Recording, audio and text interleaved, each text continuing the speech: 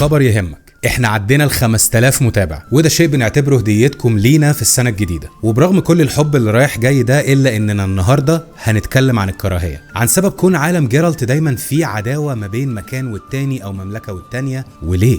وازاي الشمس اللي المفروض بتنور حياة الناس ممكن تتحول للون الاسود اللي ممكن يخيم على القارة كلها. والنهاردة هنجاوب اهم سؤال عند كل اللي عدى على عالم ذا ويتشر من خلال قصة ابن الكراهية اللي كان ورا كل ده. يلا بينا.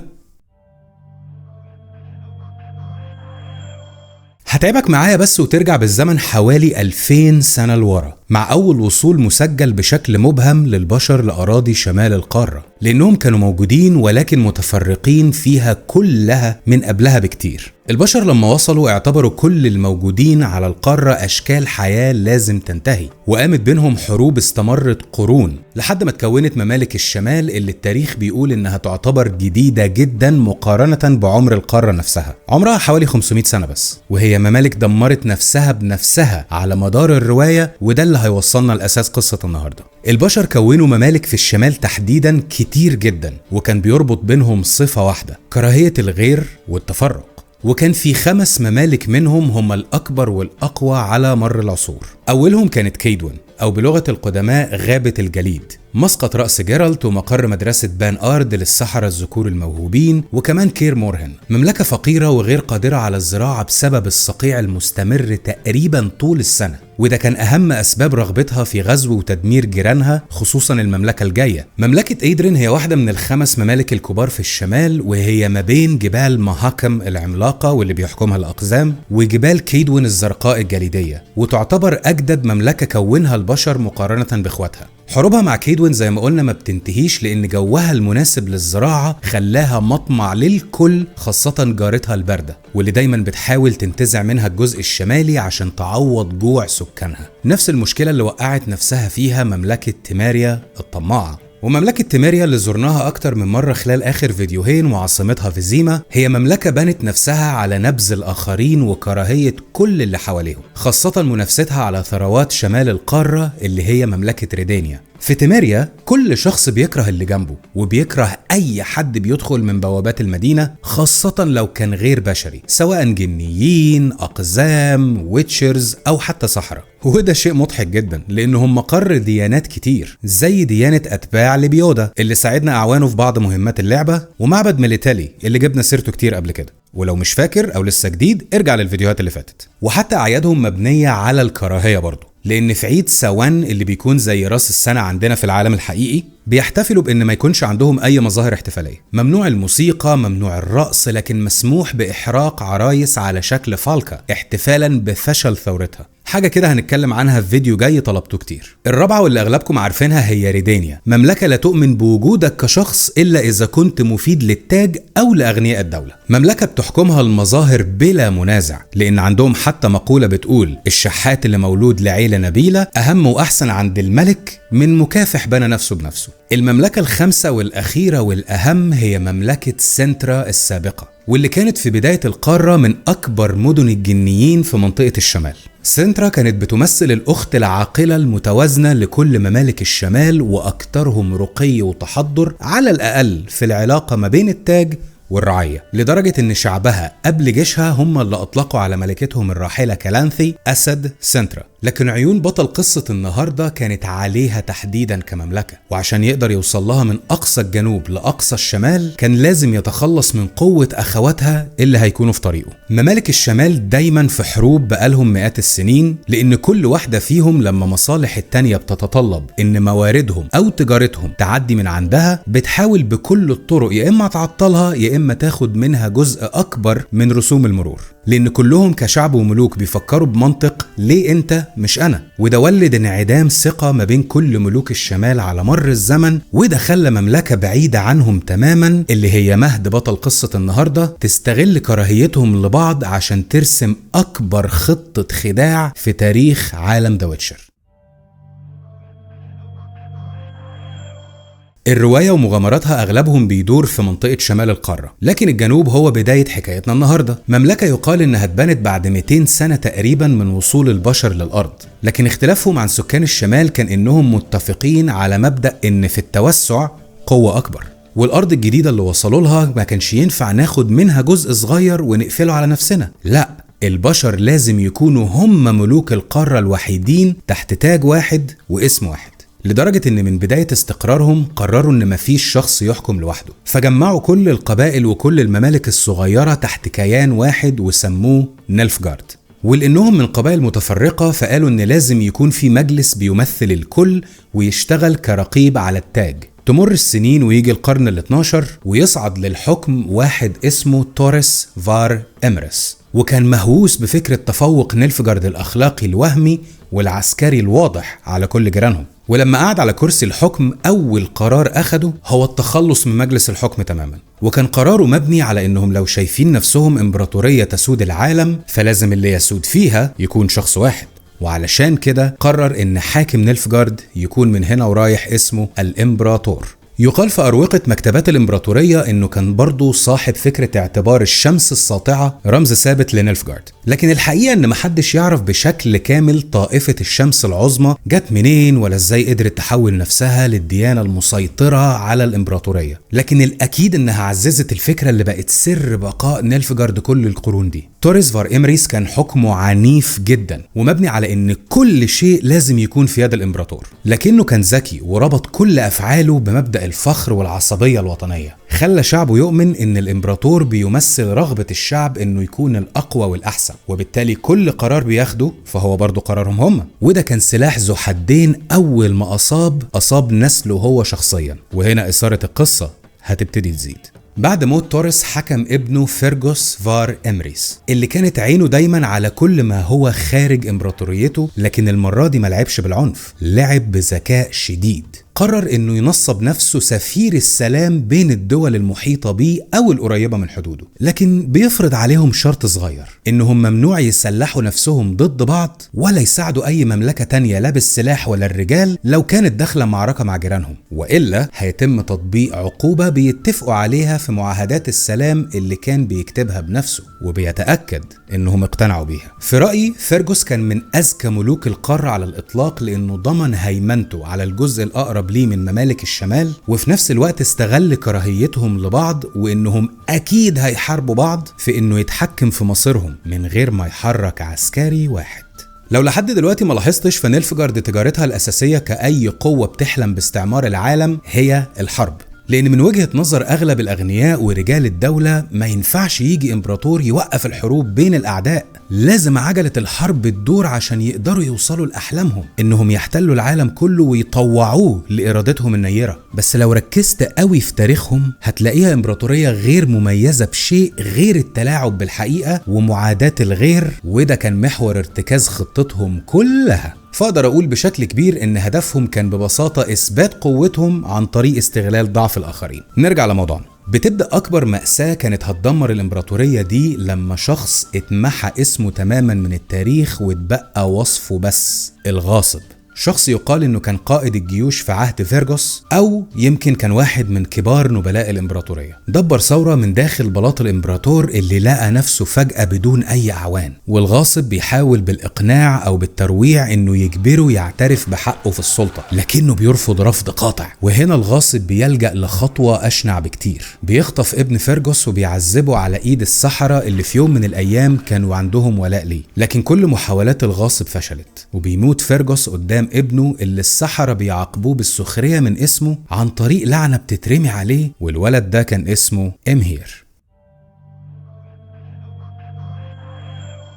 إمهير فار إمريس وريث العرش اللي كان عنده وقتها 13 سنة، اللي حياته وتفكيره وأهدافه اتغيروا للأبد بسبب اللحظة دي. بيخسر كل شيء وبيجبر يشوف أبوه حياته بتنتهي ببطء، وكمحاولة أخيرة للغاصب إنه يكسر عزيمة فيرغوس بيؤمر واحد من السحرة إنه يحول إمهير لكائن نص بشري ونص أنفد. لكن اللعنة ما بتكتملش لأن فيرغوس بيموت وإمهير بيهرب.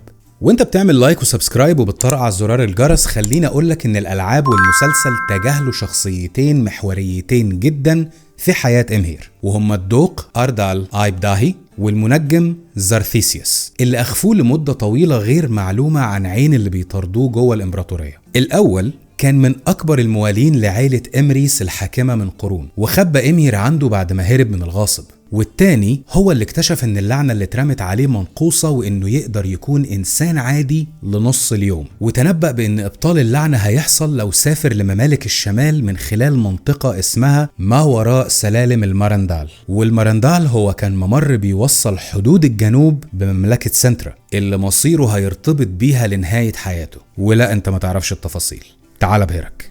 بما ان القدر هو البطل الاساسي للقصة، فدوني بيعيش في غابات المارندال فترة طويلة، وتحديدا في منطقة اسمها غابات إيرلينفالد على حدود سنترا الخارجية. وفي يوم بيقابل شخص واقع في الغابة مش قادر يمشي وبينقذه، ولا مش كهير زي ما المسلسل جاب.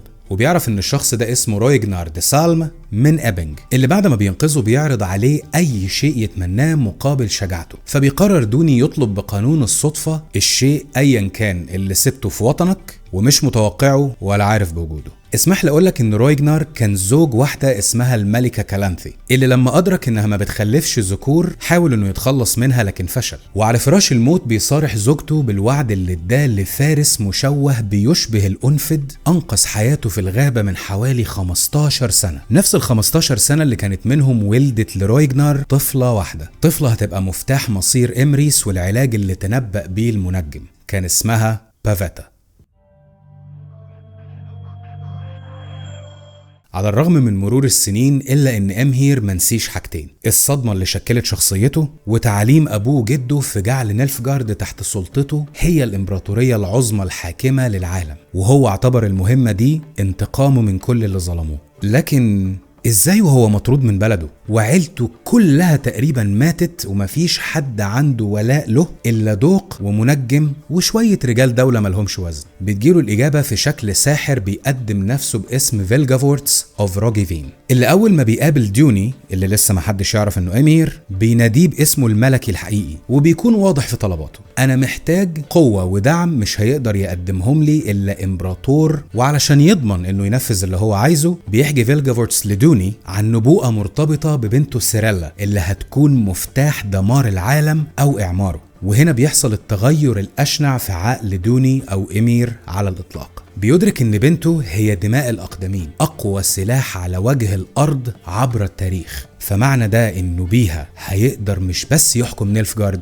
هيقدر يحكم العالم. فبيروح إمير ويحكي لبافيتا كل أحلامه المتعلقة باستعادة حكمه وزيارة الساحر اللي اسمه فيلجافورتس، اللي حط له خطة يقدر بيها يخرج بسيري من سنترا عن طريق إنهم يزيفوا موتهم، وفي نفس الوقت شخصية دوني تموت بلا رجعة، واللي يرجع هو أمهير فار أمريس الحاكم الشرعي. باختصار كانت الخطة انهم يركبوا السفينة هيغرقها فيلجافورتس بتعويذه، لكن في نفس الوقت هينقلهم من المكان ده لمكان تاني. لكن بافيتا بترفض الخطة، وقبل ما السفينة تتحرك بتهرب سيري منها وترجعها سنترا. وهنا كل الغضب المكتوم عند إمهير بيطلع وبيرتكب جريمته الأشنع اللي دايما بيكذب في تفاصيلها. لما اكتشف ان بافيتا هربت سيري ومفيش غيرهم على السفينة ثار عليها بطريقة جنونية لدرجة انه دفعها من فوق الحاجز بتاع السفينة، وبتبلعها العاصفة اللي كانت عنيفة جدا لدرجة انها خرجت عن السيطرة وقتلت الطاقم كله بما فيهم هو تقريبا.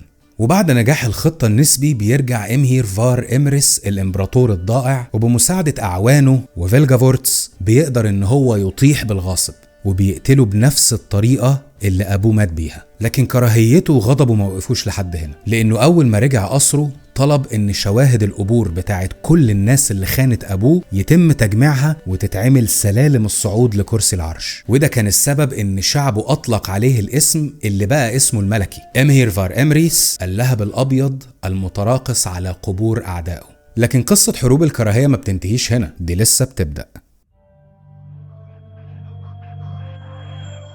من أكبر الغلطات اللي المسلسل والألعاب صوروها للمتلقي إنهم صوروا نيلفجارد كجيش خارق محدش يقدر يقف قصاده، لكن الروايات بتصلح لنا الفكرة دي لما بنعرف عن تاريخ حروبه اللي خسرها كلها تقريبا، واتنين منهم تحديدا كانوا محوريين لتنفيذ أحلامه اللي هم حرب الشمال الأولى والتانية. عارف إنك هتقولي بس كان في تالتة، دي من تأليف اللعبة. الأولى مش هنحتاج نحكي عنها تفاصيل كتير لأنها اتجابت بشكل كويس جدا في المسلسل، لكن هنحكي نقاطها المحورية وآثارها هي والتانية. بشكل عام معركة الشمال الأولى تمت لسببين. السبب الظاهر هو بدء زحف نيلفغارد نحو الشمال علشان ينضم ليهم بالقوة، والخفي زي ما انت أكيد عارف كان دخول سنترا واستعادة سيري اللي برضه فشل فيه. الفوز الوحيد اللي حصل عليه في الحرب دي كانت المعركة اللي كانت في شمال منطقة سودن، لكن بعد كده عينك ما تشوف إلا النور. بمجرد وصولهم لعمق الشمال واجههم جيش مكون من 100,000 مقاتل بيمثلوا الأربع ممالك الكبرى في الشمال ومدعومين ب 22 ساحر وساحرة. هزيمة نيلفغارد في المعركة دي ما كانتش عادية، دي كانت هزيمة مهينة، وجيوش الشمال طردتهم لحد ما أجبروهم يعبروا جسر ياروجا ويلجأوا للأراضي اللي كانوا احتلوها بالفعل في شمال سودن وفي سنترا القديمة. ممالك الشمال ونيلفغارد بيتعلموا من الحرب دي مدى قوة أخصامهم ومدى فداحة تفرق الشمال مقارنة بالإمبراطورية ووحدة جيشها، لكن بدل ما يتوحدوا بيزيد الخلاف بين ملوك الشمال لأن كل واحد حاول ياخد لنفسه شرف هزيمة نيلفغارد، وتجاهلوا بناء جبهة مضادة تحميهم من حرب تانية كانت بالفعل بتتجهز، حرب أطلقت عليها كتب التاريخ في الرواية الحرب الكبرى أو حرب الشمال التانية، ودي محدش حكالك تفاصيلها قبل كده. في الوقت ده إمهير استغل ضعفهم ورغبة كل ملك في حشد شعبه وراه كقائد وهاجمهم بشكل مباغت، لكنه كان عمل غلطة محورية قبل الهجوم ده، إنه بسبب غضبه من الهزيمة في الحرب الأولى عزل كل القادة العسكريين المخضرمين اللي كانوا عنده لأنه كان بيلومهم هم على الهزيمة، وقرر يسند القيادة لضباط أصغر سنا وبالتالي أقل خبرة حتى لو كانوا أذكى عسكريا. بداية المعركة كانوا دايما بيكسبوها، لكن الغلبة كانت بتبقى لملوك الشمال اللي اعتمدوا على الطرق القديمة والنفس الطويل في كسب المعارك. المميز في المعركة دي ويمكن سبب تسميتها الكبرى هو ان كل جانب اضطر يعتمد على جنود من الاجناس اللي كانوا بيحتقروها زمان لضمان الفوز. يعني الشمال فتح المجال لفرق من الاقزام المحاربين زي زولتان وياربن، والناحية التانية امهير اعتمد على الجنيين السكوياتل، ودارت بين الجبهتين اشهر معركة في الحرب كان اسمها معركة برانا، وسبب شهرتها انها كانت درس في القيادة السيئة، وده لان نيلفغارد دخلت المعركة دي بنخبة جنودها كلهم وخسرتهم كلهم بما فيهم القادة في هجوم بدون ترتيب معتمد على القوة فقط. ولما خسروا المعركة الفاصلة دي انهارت قوات نيلفغارد تماما، ومعاها ابتدت الشقوق تبان في دعم الشعب للإمبراطور، وده بقى كان سبب قرار امهير انه يتجوز سيري المزيفة عشان يقنع شعبه انها جزء من خطته العبقرية بانه يزرع مكان لرجل نيلفغارد جوه الشمال من خلال السيطرة على سنترا، بانه اعلن سيري المزيفة ملكة سنترا المفقودة. هزيمة نيلفغارد في الوقت ده كانت داخلية اكتر لان اغلب رجاله انقلبوا عليه بقيادة ستيفان سكيلن لو فاكرينه، وحرفيا منهم ناس قادت فرقها للموت مخصوص علشان يضعفوا موقف امهير، وده كان بسبب انه ادى وعود للنبلاء ولكن ما نفذهاش فانقلبوا عليه. المعركة الكبرى دي استمرت لأكتر من سنة، لكن الشمال استفاد من خيانة رجال نيلفغارد وبدأوا يجمعوا جيوشهم عشان تساعد بعض، ويمكن دي كانت الفايدة الوحيدة للحرب دي. والأهم من وجهة نظري إن أسطورة جيش نيلفغارد الغير قابل للهزيمة اتدمرت تماما. لكن فجأة وبعد كل ده امهير بيقرر يوقف الحرب، وبيقرر ان الثمن اللي دفعته امبراطوريته من البشر اكبر من اي احلام توسعية ممكنة، خاصة بعد ما اجبر على معاهدة سماها الشمال معاهدة سلام سنترا، اللي كانت حتمية للحفاظ على بقاء الممالك اللي بدأت بالفعل تنهار بسبب عدم وجود فائز واضح بالحرب، فيتدخل مجلس الساحرات ويقنعوا كل ملوك الشمال وامهير انهم يوقعوا على المعاهدة دي، وبمقتضاها هيتراجع جيش نيلفغارد تماما، وحتى المواطنين اللي منها لازم يسيبوا ممالك الشمال. وبقية ممالك الشمال تم توقيع عقوبات على بعضهم لانهم وسط الحرب استغلوا الموقف واحتلوا اراضي الممالك المجاورة ليهم في عز المعركة. لكن بشكل عام بتتوقف حروب القارة تماما، وامهير بيخفي نفسه عمدا من التاريخ بعد معركة الشمال التانية، وبرضه بيختفي من حياة بنته الحقيقية، لكنه بيكمل حياته مع المزيفة لانه اعلنها ملكة سنترا، وممالك الشمال اللي ما كانوش يعرفوا مين سيري الحقيقية وافقوا على ده. وهنا بينتهي واحد من اهم فيديوهات عالم ذا ويتشر، ويا رب يكون عجبكم لاننا ضربنا فيه عصفورين بحجر. عرفنا اجابة سؤال هو ليه كل الممالك دي بتتحارب، وكمان عرفت اسرار قصة امهير. وشكرا لكل اللي دعمونا واللي لسه هيدعمونا. بنحبكم. انت عارف اللي جايه دي، يلا قول معايا. ما تنساش تعمل لايك، شير مع النيردز اللي زي حالاتنا، تابعني هنا لو عايز تتواصل معايا، وهشوفك في المغامره الجايه.